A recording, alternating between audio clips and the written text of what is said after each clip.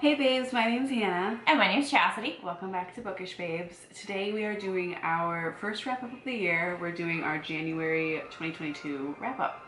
I have 5 books and she has 6, so she's gonna start. So, I actually don't have a whole lot to give you at the beginning of this year because most of the beginning of this year was a lot of rereading for me. So I was heavy in the trenches of Valaris, rereading. And we're making a whole video, like multiple videos. We're gonna do book babbles on all the ACOTAR books. So there's only so much that we're gonna talk about it on this video. Yep, so the first book that I finished in the new year was my very favorite in this series, which was Court of Mist and Fury. My favorite too. So... I picked up where I left off in December in reading the series, and I read A Court of Frost and Starlight. This book gets so much shit. Oh, I needed it though. I don't care what anybody says. People can say it was unnecessary. I think it was completely necessary. I really liked it. It was like, it wasn't as action-packed as the other ones, but it didn't need to be. I feel like after the third book, I just like needed a break from that. And I just needed to see them spend solstice together. Yeah, I needed it made me too. happy. I don't care. I don't care what everyone says. I needed it as well. Is it necessary to the storyline? No. No, but who cares? But I enjoyed it. It was necessary to me. Yeah. I was just telling her I needed to know that Moore was a bad gift giver. That tidbit of information was necessary to me. Absolutely. It makes my heart happy. Yeah. I needed to know it. I did. Yep. I 100% agree. It was necessary. I continued right on and went to Court of Wings and Ruin next. Which, you know, I'm not going to tell you guys how much I love the series because obviously I have talked about it on the channel. I'm going to continue to talk about it on the channel. I've already given you all my ratings. I mean, none of the stars have changed. I'm just rereading it to enjoy it. Yeah. I guess I should have said Frost and Starlight. I think I gave like 4 stars. Yeah, you gave it 4 stars? Yeah. Okay. And the next one that I read was A Court of Silver Flames. I gave that one 4 stars as well. We will get more into it in the book battle, but I have a lot of thoughts. She does. She does. And I'm interested to talk about them. Yes.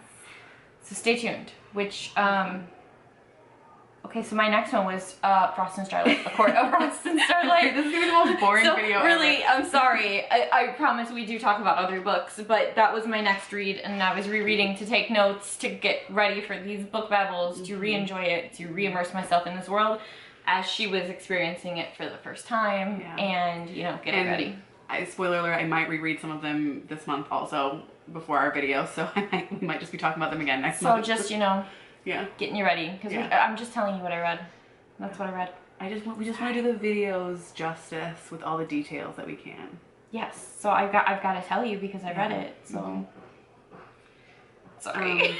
Is it my turn now? Yeah, because of Frost and Starlight. Okay. That's what I read. The next book I read was Reminders of Him by Colleen Hoover. This one I can't talk about either because we're doing a bookish babble and I haven't quite finished it yet. 5 stars. Here's what I have to say about it though, is like, I don't like that we continue to categorize all of her books as romance, because although there was romance in this book, that was not the main genre. Yeah, I can already tell you that it's not. Like, I feel that already. So heartbreakingly beautiful to read, and it was really difficult to read at a lot of parts too.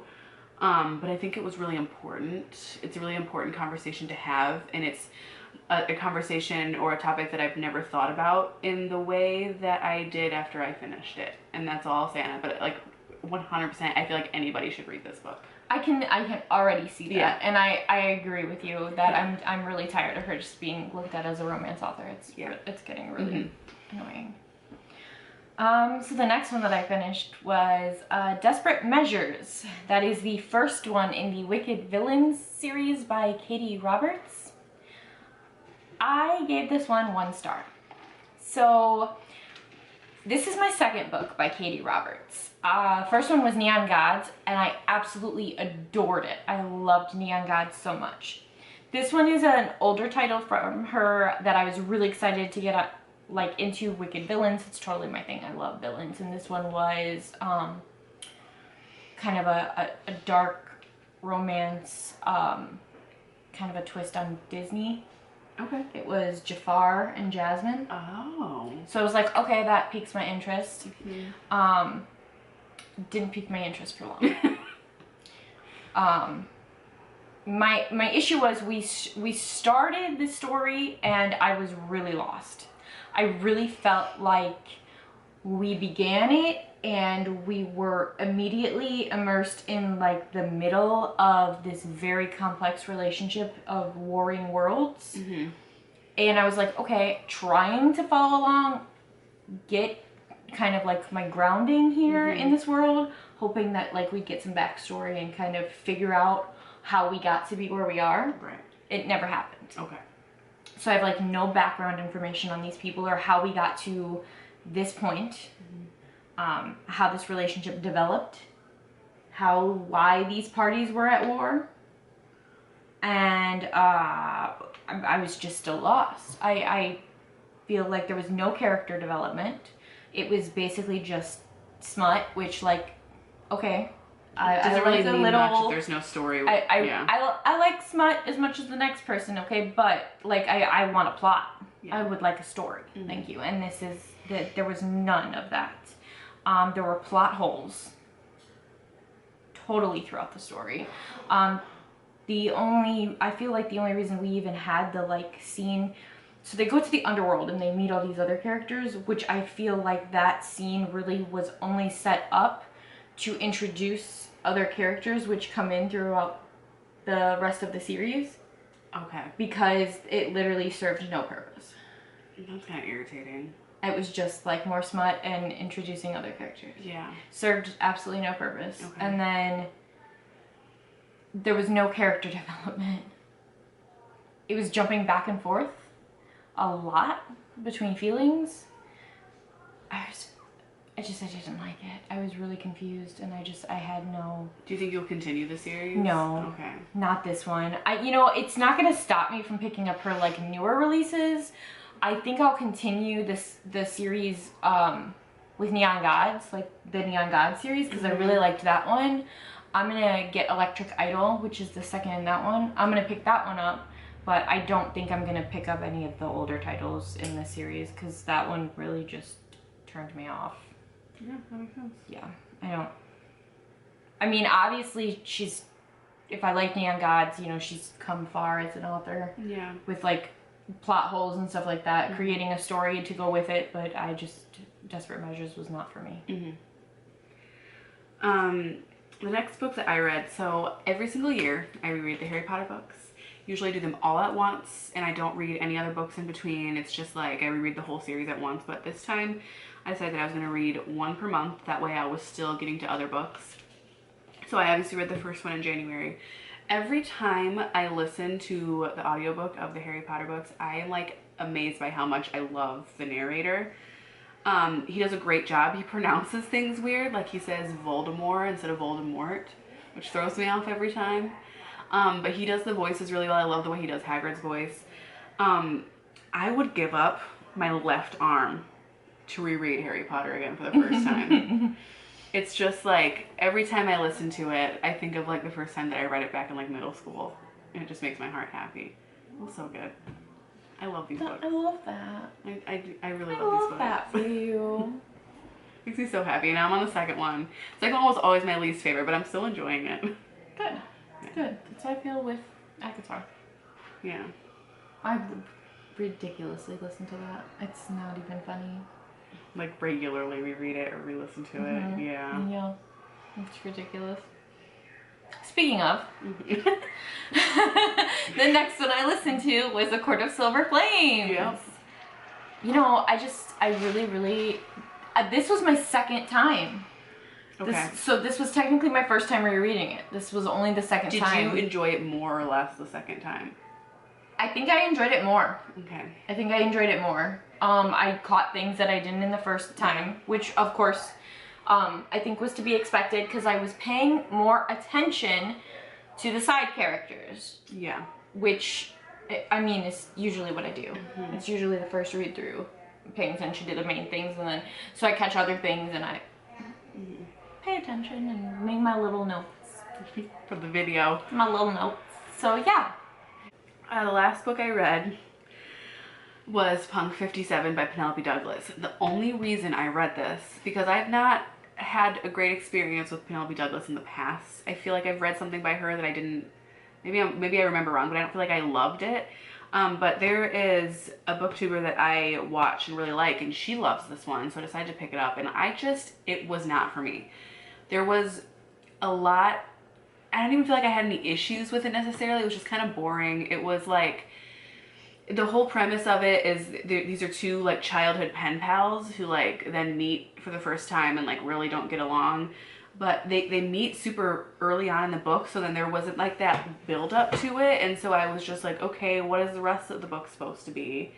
And it was just them like interacting, but one of them knew that they were the pen pal and the other one didn't, and so there was just like a lot of lying for no reason, because they could have just told them. Like, it wasn't, they did not tell them for any specific reason. Like, it was just like, I don't want to tell her, so I'm not going to.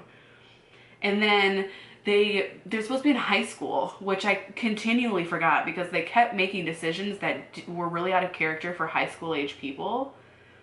Like, they made like really serious decisions. Like, one of them like moved out and like lived in like this weird underground area as like a homeless person, even though he comes from a really rich family, and like nobody batted an eye. What? Also, he enrolled himself in this high school with like under a different name, so he didn't have any documents. And like, I don't like that I nitpicked that, but I was just like, you can't just enroll in a public school with no documents. That doesn't make any sense.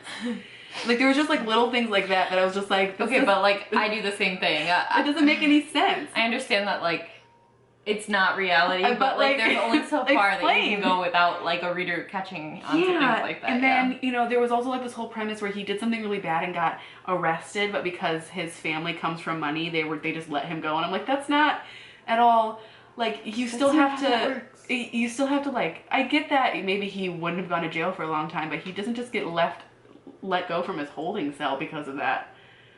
With no consequences. It just didn't make any sense. I didn't really like it. I get that. And there was like smut at weird parts, you know? It was like one of those where it's like, it doesn't make sense for you to be having sex right now. Oh, like that one a long time ago that I read. Where like the mom died. And then they were like, he got shot, and they were doing it in the truck on the side of the road. And I was like, what the fuck? I also just feel like that's really manipulative, because one of the main characters was lying to the other main character and yet was still having sex with her under the premise that he was somebody else. And I feel like that's really horrible. I hate that. So there was a lot of like small things, no like huge issues. There's so many books like that now, and I feel like that's such a big deal. Like, that always turns my stomach when they're still lying, and that's just manipulative to me. Yeah, I don't know. There was just a lot of small things, and like Book Talk talks about this book all the time. Maybe I'm just too old for that. Maybe, or I just read too much that I just grown for that. Like, maybe you would enjoy this, and I don't mean this in like a shady way, but maybe you would enjoy this if you didn't read very often, because you wouldn't have like other stories to compare it to. But I'm just like, a lot of this just didn't make sense to me. So I think I gave it like 2 stars. I didn't give it 1 star only because I finished it.